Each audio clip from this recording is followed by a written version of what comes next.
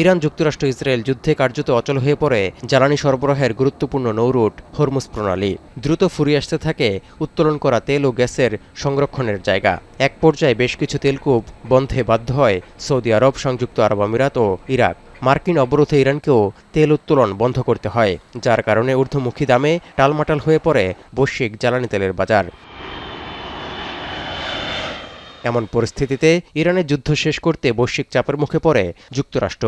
তবে তেহরানকে কোনো কিছুতেই যখন বাগে আনা যাচ্ছিল না, তখন মার্কিন প্রেসিডেন্ট ডোনাল্ড ট্রাম্প বেশ কয়েকবার ভয় দেখান যে উত্তোলন বন্ধ থাকলে মধ্যপ্রাচ্যের তেলখনিগুলোই ভয়াবহ বিস্ফোরণ হতে পারে এবং স্থায়ী ক্ষতি হতে পারে। এখন ওয়াশিংটন তেহরানের মধ্যে সমঝোতার পর হরমুজ প্রণালী সচল হয়েছে। অপরিশোধিত জ্বালানি তেলের বাজারও নিম্নমুখী। তবে ট্রাম্পের দাবি অনুযায়ী দীর্ঘদিন বন্ধ থাকা তেলখনির বিস্ফোরণ ও স্থায়ী ক্ষতির শঙ্কায় সাধারণ মানুষ। কারণ এরই মধ্যে যুদ্ধের সময় বন্ধ থাকা তেলকূপগুলো ফের চালুর প্রস্তুতি নিচ্ছে মধ্যপ্রাচ্যের দেশগুলো।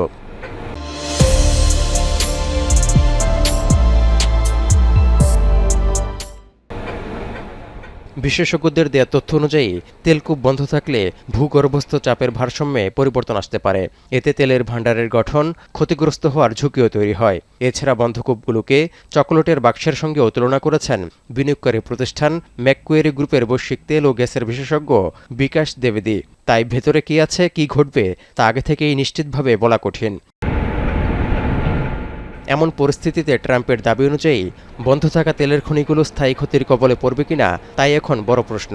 বিশেষজ্ঞরা বলছেন, মার্কিন প্রেসিডেন্টের দাবি একেবারে উড়িয়ে দেয়া না গেলেও কিছুটা অতিরঞ্জিত।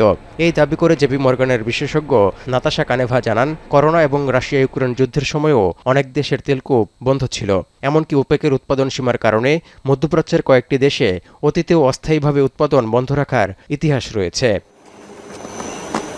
এই অবস্থায় আশঙ্কার চেয়ে বরং ভালো কিছু হওয়ার সম্ভাবনাই দেখছেন বিশেষজ্ঞরা। কারণ অনেক ক্ষেত্রে উৎপাদন বন্ধ থাকার পর আগের তুলনায় বেশি তেল উত্তোলন সম্ভব হয়। তবে সুইচ টিপ দিয়ে ঘরের লাইট ফ্যান অন অফের মতো অপরিশোধিত তেল উত্তোলন বন্ধ বা চালুর প্রক্রিয়াটি সহজ নয়। কয়েকদিনের পরিকল্পনা ও পর্যবেক্ষণের প্রয়োজন হয়।